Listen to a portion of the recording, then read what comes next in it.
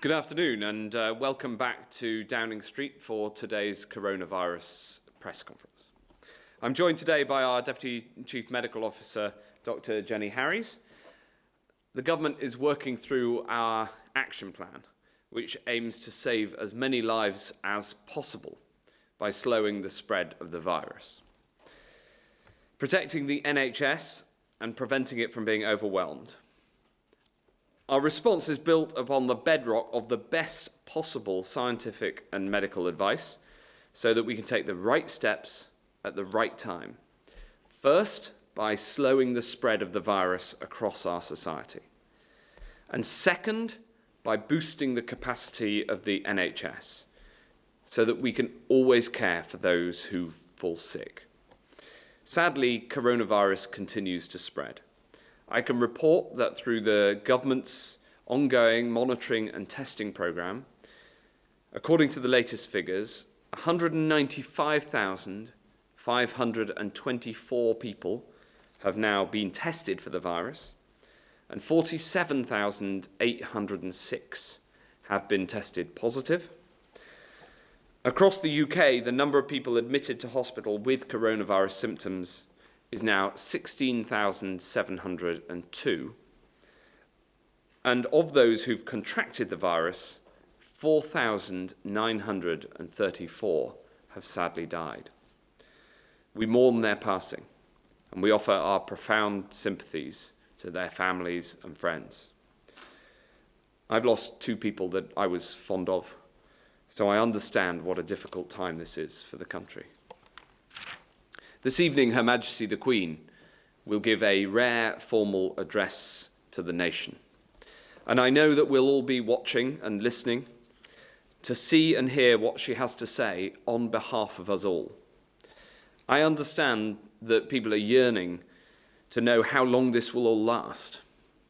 And the answer is entirely dependent on how much people follow the rules on social distancing. Following these rules is mission critical if we're to protect the NHS, slow the spread, and give the NHS time to expand capacity and so save lives.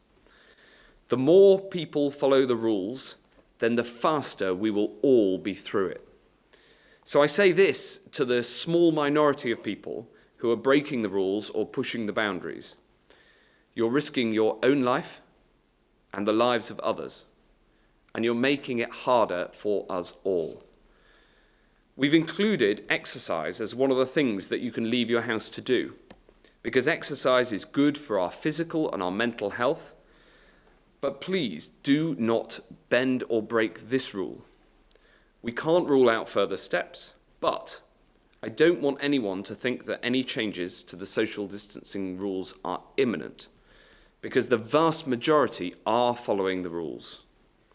And to you, to all those at home, to all those who are following the rules, I want to say thank you on behalf of us all, and especially on behalf of the doctors, nurses, and other colleagues who put their lives on the line to care for you in the NHS.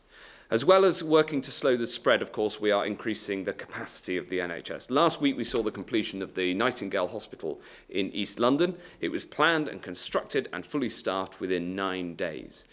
It was humbling to see the NHS, the military, and everyone involved in its construction pulling together in this time of need. And there are many more Nightingales to come across our entire United Kingdom, including Harrogate, Birmingham, Manchester, Glasgow, Belfast, and Cardiff. These new hospitals are on top of the expansion in critical care across the NHS. There are currently over 2,336 spare critical care beds for the NHS in England, and over 9,000 ventilators are now available to NHS coronavirus patients across the country, thanks to the national effort to ramp up capacity. 300 new ventilators arrived this weekend from China, and we've seen UK manufacturers working at pace to develop new ones. Of course, hospitals and ventilators are critical, but our NHS is nothing without the people who work there. And it's been so encouraging to see over 27,000 former healthcare professionals signing up to return to the NHS front line. And I want to say a great big thank you to each and every one of you. Welcome back, and I hope that many more will sign up in the weeks ahead. This weekend, we also have launched our latest technology, a new coronavirus status checker. It asks people who currently have coronavirus symptoms to share their experiences to help us in our fight against the virus. And it'll help make use of this information, which will in turn help us to understand the disease. So we can, for instance, allocate resources like oxygen and ventilators and additional staff to where they're needed most. Please do your bit if you currently have symptoms by going to www.nhs.uk/status checker. Because the more people who use it, then the better informed our response will be. And the smart use of data like this and digital technologies is one of the strongest bulwarks that we have against coronavirus. Because new technologies can help us to meet these new threats and allow us to gain the understanding and the insight that we need to defeat this virus once and for all. Technology is one piece of the jigsaw and an important piece, but ultimately the strongest weapon in our arsenal is if we join together in tough times and follow the rules that have been put in place. I, like many of you, have young children at home, so I know what a challenge this can be for families. And I really understand how much everyone wants to enjoy the sunny weather. But the cruel thing about coronavirus is that it thrives on social contact and the human bonds that bring so much to life. So we must show our resolve. All the things that we miss right now, going to the pub for a pint with friends or sitting in the park with a book or hugging a grandchild, we will have these moments again, and they'll mean even more to us. But until then, the only way to protect yourselves, your loved ones, and your community is to stay at home, protect the NHS, and save lives. I'll now hand over to Jenny to take us through the daily statistics charts. Thank you. Could I have the first slide, please? What we have here, I think we've just got 4 slides to show what's happening over the last few days. I think it's really important that people can see the data and what is happening from our interventions. And the first slide probably hasn't changed very much, but that is really good news. What it shows is that our transport use is down and remains down since early March, beginning back in February as well. And we're managing to sustain that. And as the Secretary of State has said, it is really important that we continue to do that despite the good weather. So thank you to the members of the public for observing that, and please ensure that we keep moving in that direction. Next slide, please. So the second slide shows the number of new cases. Now, these are lab test reported cases. You'll be aware that our capacity is increasing all the time on laboratory tests. So we need to interpret this with a little bit of caution. We are following, to a degree, an epidemic curve. We can see the rise, and we will, of course, in due course, be looking to see that level off. But you will notice that over the last 24 hours or so, there is an apparent big surge there. We just need to keep in mind that we need to watch this for a trend over time, because as our testing capacity increases, inevitably we will find more cases. Thank you. Next slide, please. And again, England hospital admissions for COVID-19. So I think the critical thing here is, again, looking at the data as it flows across, think of the trend across the points on the graph, not on an individual day-to-day basis. But nevertheless, it gives an indication of how hard our different parts of the country are working.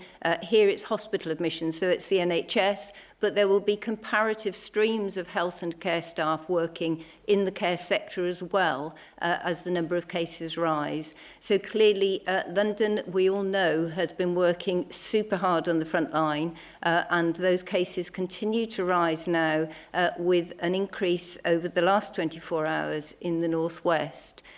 We still, as the Secretary of State has said, have capacity in all of our hospitals to manage these cases, and we're hoping in due course, if everybody continues to practice social distancing, that those cases will start to fall.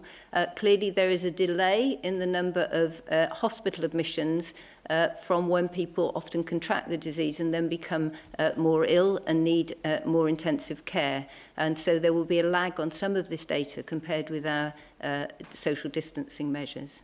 And the last slide, please. And again, this gives an indication of the global death comparison. Now, again, as many of my colleagues have said before, this tries to give a direct comparison, even though some of the international comparative data is difficult to interpret. But I think it's important that we continue to look and, where necessary and where possible, to learn from other countries. The UK in this slide is in blue in the centre of that grouping, and these are the deaths which have all been calculated from a 0 day. They've been brought back to when the first 50 deaths were reported in the country. Now, for the UK, these are COVID-associated deaths.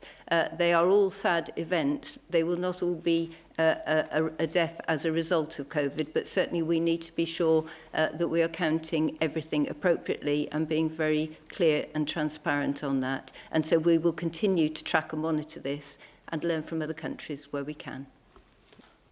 Thanks very much. If we now go to questions. First question, Hugh Pym from the BBC. Thank you very much. Secretary of State, you've said there are just over 9,000 ventilators in the system, and in due course, 18,000 should be in place. How many will there be there next week at a time when experts say the NHS will be close to or at the peak of demand? Thanks, Hugh. As I said, we have over 9,000 ventilators now across the NHS, and we're ramping that up. The production from the domestic manufacturer is starting to come on stream. And the key goal is to always keep the amount of critical care beds, which nearly all need ventilators, above the demand. I haven't got an exact figure for how many extra we will deliver next week, not least because when we bring them in from abroad, there are risks to the timing there and challenges to the timing. But I would expect many more over the next week. And the goal continues to be to keep ramping it up to the 18,000 target that we've set. We don't expect, on the central expectation, to need 18,000, but I want to keep the ramp up going because I always want to keep the supply ahead of the need. So I'm sorry I don't have any more detail than that which we've put out today, but that is because of the inherently uncertain dates of arrival of kit from, especially from our international sources. Shabab Khan from ITV. Health Secretary, there will be plenty of people, some of whom have no access to open spaces, who do not understand why they cannot briefly sit in a park if they listen to the government's guidance and stay 2 meters away from the nearest person. Can you explain exactly why you shouldn't be doing that? Also, if I may, you just said you are not ruling out further measures if people ignore the social distancing measures. Can you clarify with practical examples what exactly you are considering and in what circumstances they'll be used? No, we're not planning any changes to the rules imminently, so we're not looking at any specifics in that space.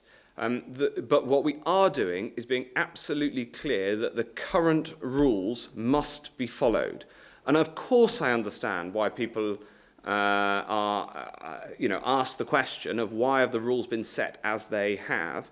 The reason is that exercise helps your physical health, your mental health is incredibly important. That's why we've kept it in the rules, and the reason that sitting and not exercising, it doesn't give you the advantage that exercise does. I don't know whether from a medical point of view, Jenny, you want to say anything more in addition to that. So really just to add to that, I think we have always said right from the start of managing this incident that it's really important that we balance physical and mental health needs, as the Secretary of State has described. But I think one of the issues, and we've taken that into account through scientific advice, is around behaviours as well. And one of the, it's not just the what are you doing, it's the how that you do it. So if you're sitting on a park bench, people tend to accumulate. It's very difficult to prevent that. And so I think actually having rules where we are getting all of the benefits and minimising the risks of the harms is an important approach to maintain. Thanks very much. Have you got a... Does that answer your question? Would you like a... Yeah, you mentioned that you were considering tightening up the measures. What exactly does that mean? So if people continue to ignore your social distancing rule, what does tightening up the measures actually, in practical terms, mean? Well, we're not planning any changes to those rules imminently, but we do absolutely require people to follow them. And we have had these questions about the boundaries of the rules and people pushing the boundaries. But as Jenny just set out, there's very clear reasons that we set the rules as they are, and we want people to follow those rules. And of course, there's now the police enforce against them. They're not rules that anybody would want to have in place, but they're rules that need to be in place, and everybody must follow them and stay at home wherever possible, unless for those 4 reasons.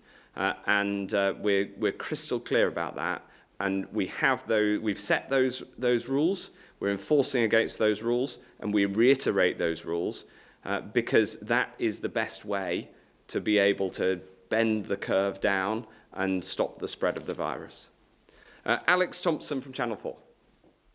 Good afternoon to you both. You'll both be aware that in the last few hours, an urgent directive has gone out to NHS ICU doctors to the effect that if hospitals are using a lot of oxygen machines, the entire oxygen supply to the hospital can fail, from CPAP, face masks, ventilators, right through to operating theatres. So what is being done to address that critical problem? And more widely, we understand 3 hospitals in the past few days have come close indeed to running out of oxygen. What's being done to increase supplies to ensure that doesn't happen in the coming days and weeks when clearly the number of patients will increase?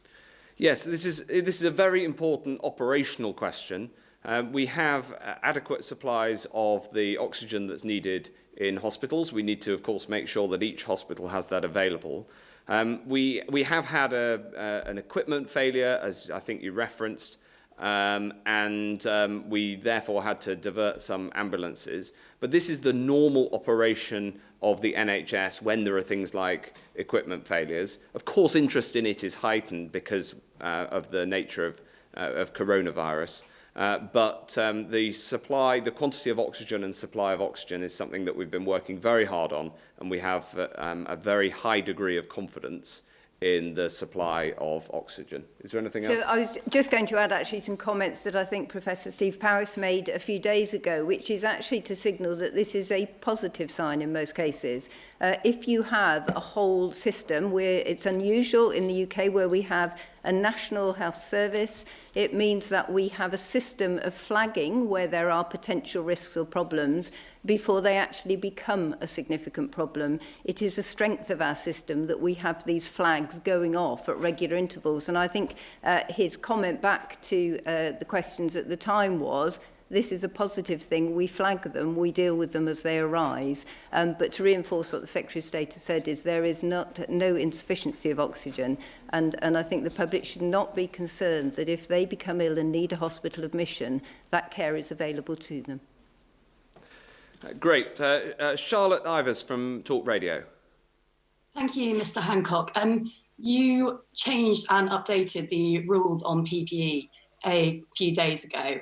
And I was speaking to a doctor who said before these changes, he was moving between treating COVID patients and cancer patients who had compromised immune systems. And he was terrified that he would be deadly to them because he didn't feel it was adequate.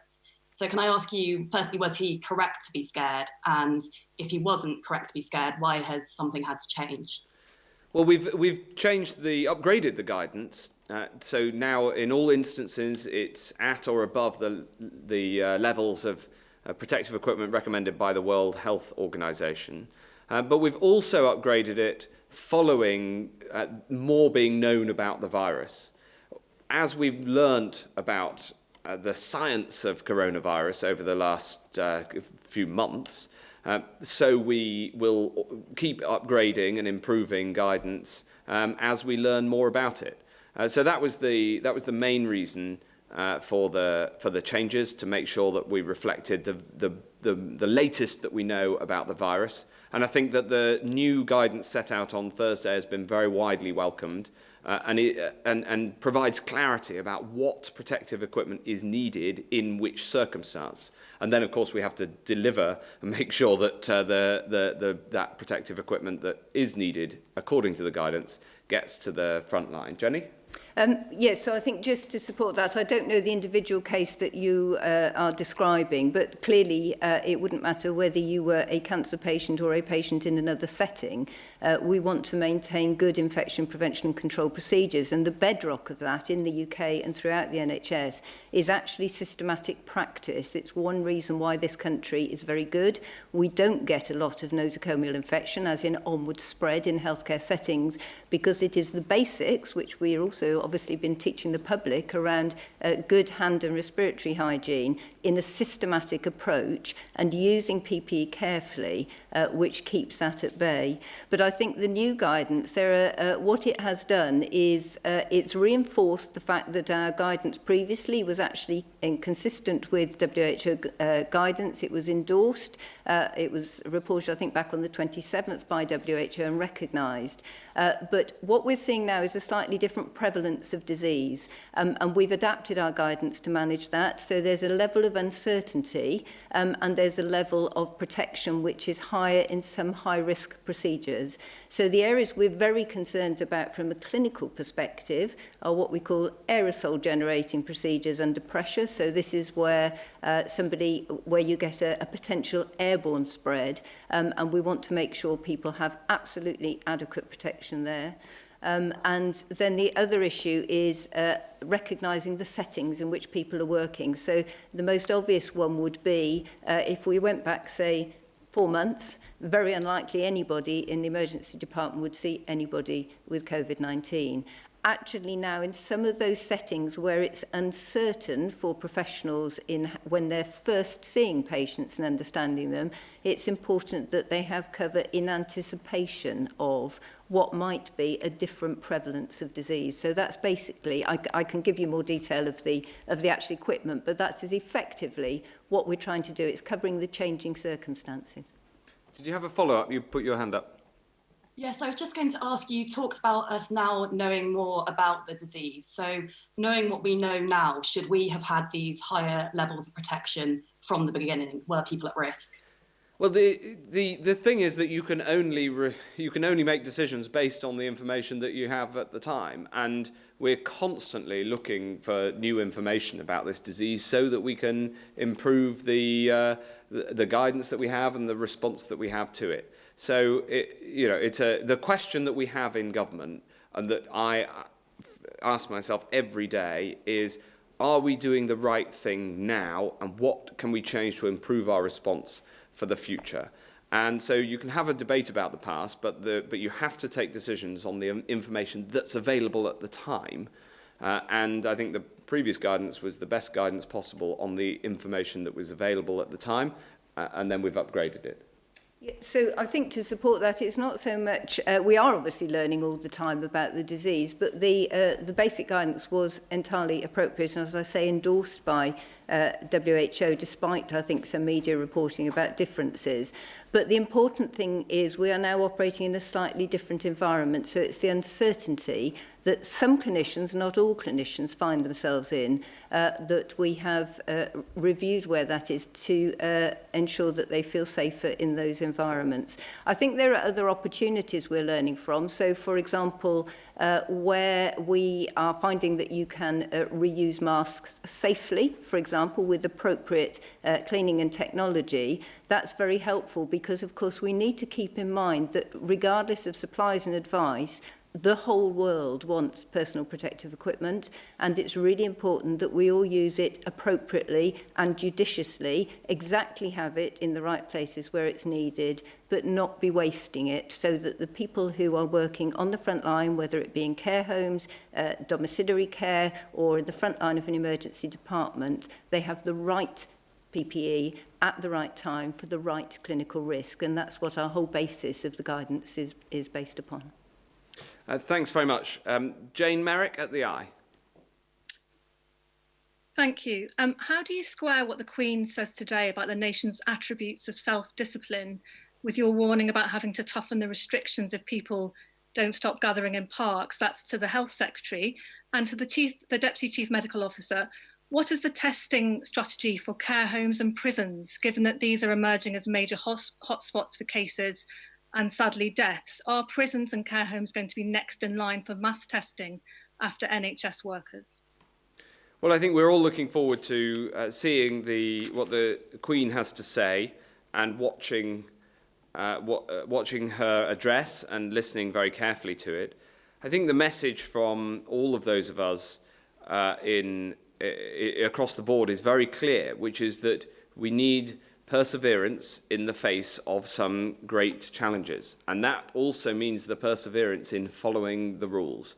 And I couldn't be clearer about my emphatic requirement of people, which is backed up by law, to follow the rules that we've set out and to make sure that people stay at home.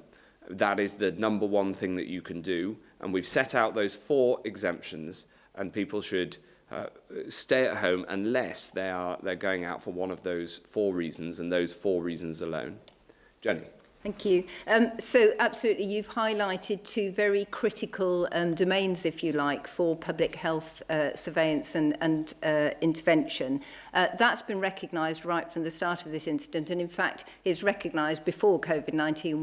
We always keep a close eye on care homes and prisons because the setting in which people live is potentially problematic. So for care homes, clearly, you tend to have a collection, in the nicest possible use of the word, of potentially elderly or more vulnerable individuals. That's one issue. And then certainly in prisons, you are intentionally, through a prison operation, holding people together. So both of those environments are very well recognised. In fact, Public Health England hosts the WHO Collaborating Centre for Healthy Prisons, so we have a lot of experience and actually advise other parts of the world. And I know that the key consultants there have been working with Ministry of Justice and with the Prime Minister on establishing and looking at how those environments should be treated. You asked specifically about testing, and testing in both prisons and care homes has always been on the priority list. So once we moved from containment to delay, if you remember, the categories of testing that we have are clinical care of patients in hospitals as an absolute category, because that's how we manage the safety and the benefit of that health intervention. But what we then do is test in care homes and prisons. What we do though, is we wouldn't necessarily test everybody, because you want to test where there is going to be a positive advantage to doing the testing. I'll stop in a moment. And we usually test up to about 5 people to establish, it can vary depending on the setting, but to be sure that we have established what the issue is. It's usually quite possible in a setting like that to understand then, on a clinical basis, whether there is a case. It may not be laboratory confirmed, but it would be a presumed clinical case. Thanks very much. Jim at the FT. Sorry.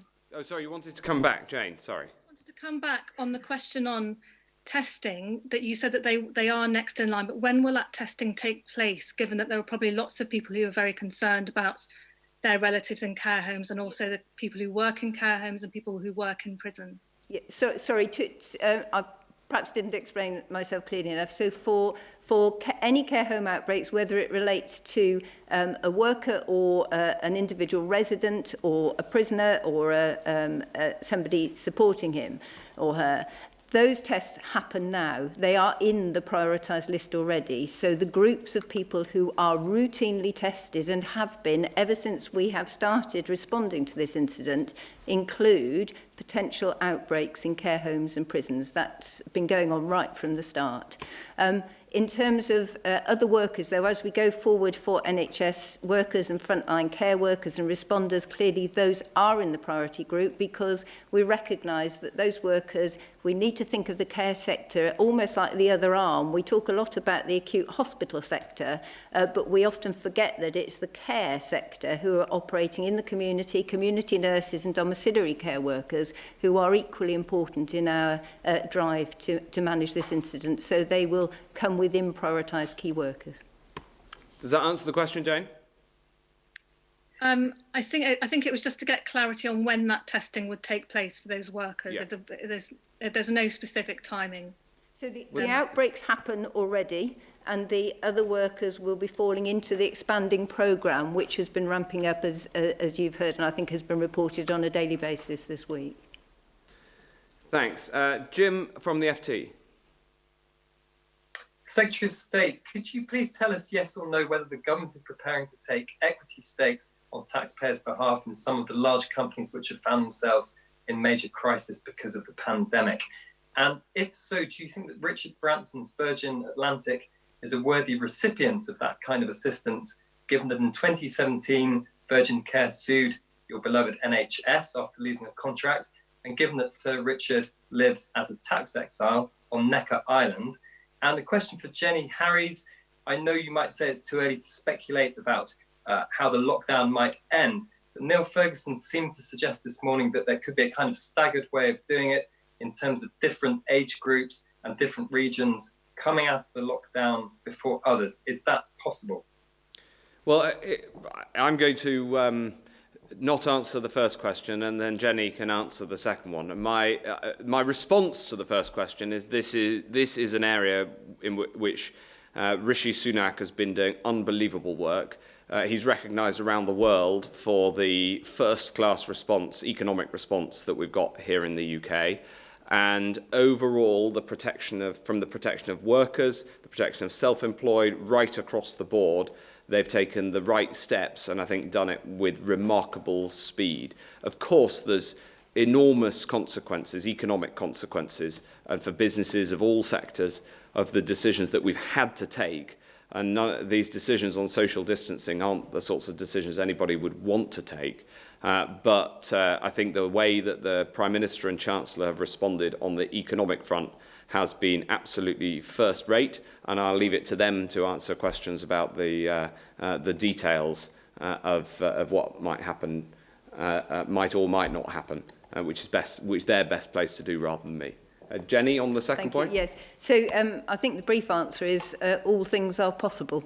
And it's important because right from the start we've driven the response from science and we have modelled, and Neil clearly has been one of the key contributors to that modelling group and in us understanding what interventions we need to put in at what time. And I know there's a huge amount of work ongoing at the moment looking at both the individual packets of intervention that have gone in, so we staggered them in.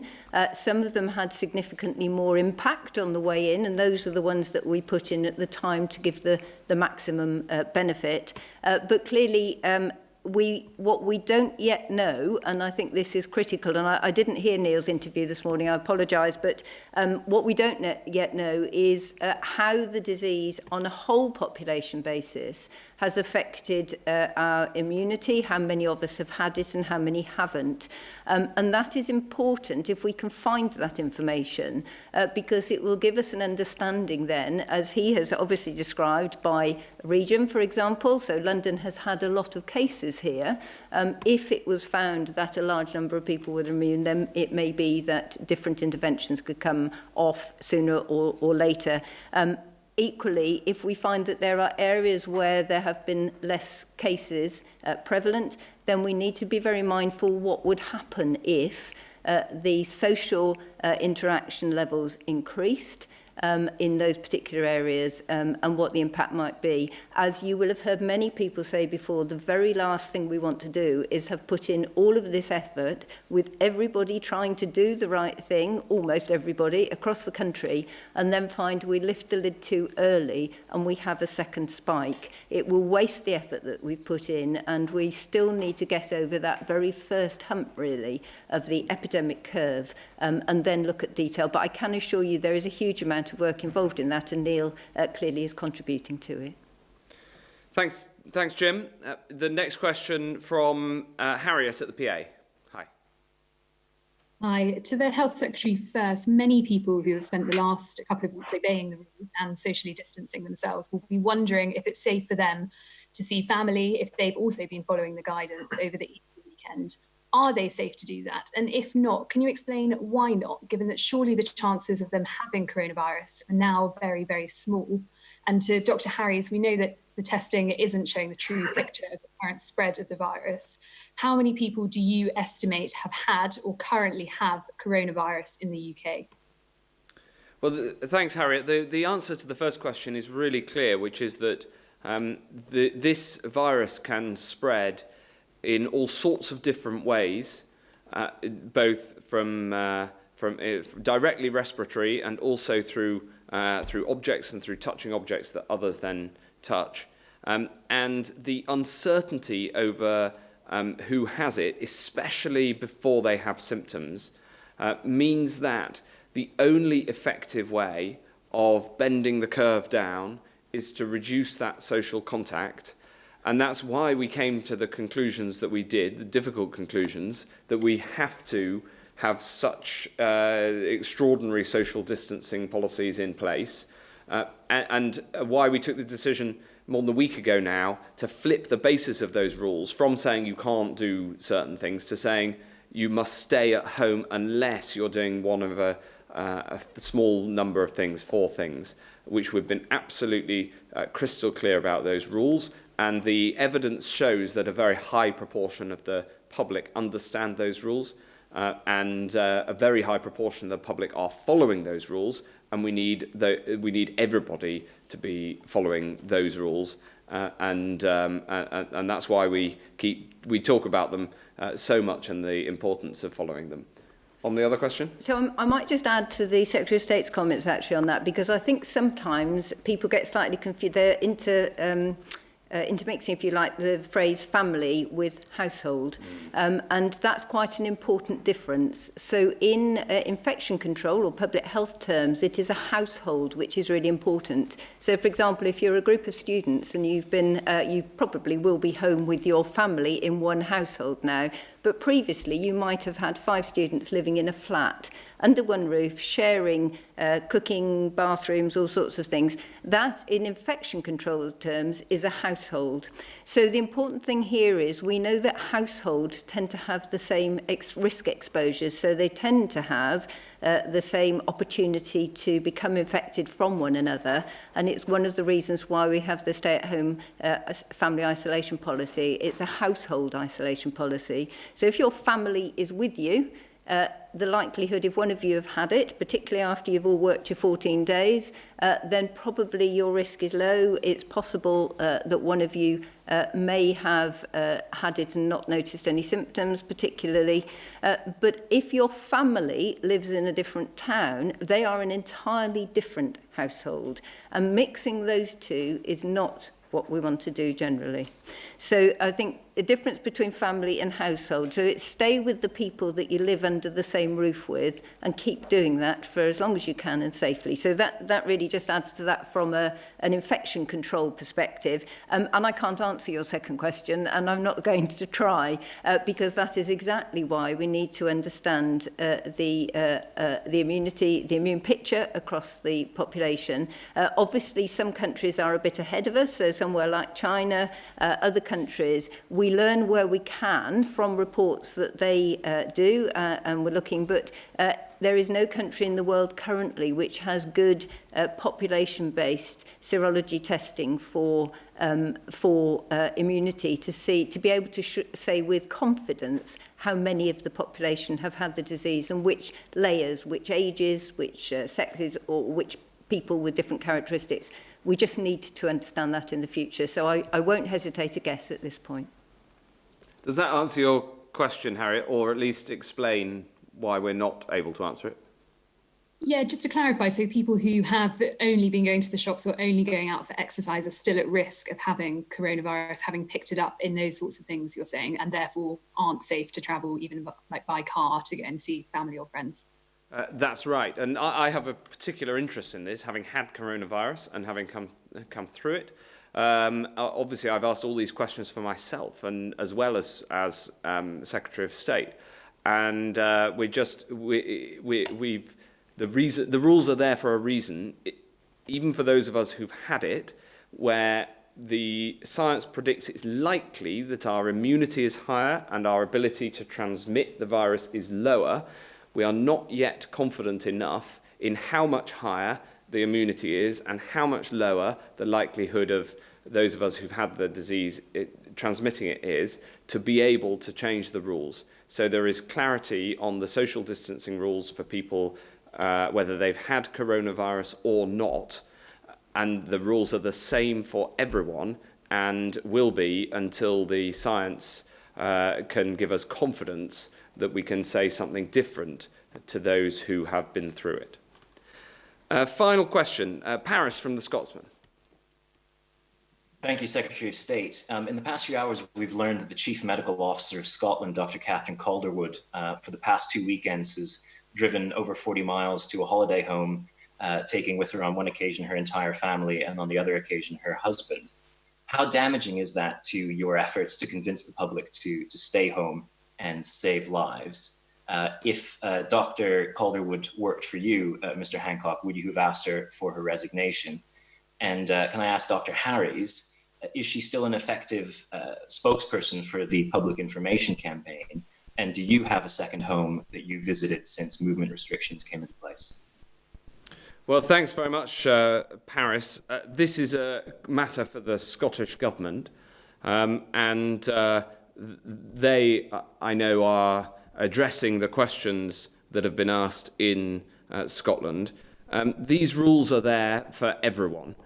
We couldn't be clearer that the social distancing rules are there for everyone to follow. I understand that the Scottish CMO has apologised, and as far as I see it, that is a matter for the Scottish Government to address. Thanks very much, everybody. That is it for today, and I hope that you, like me, will tune in to see the address from Her Majesty at 8 o'clock this evening. And thank you all very much indeed.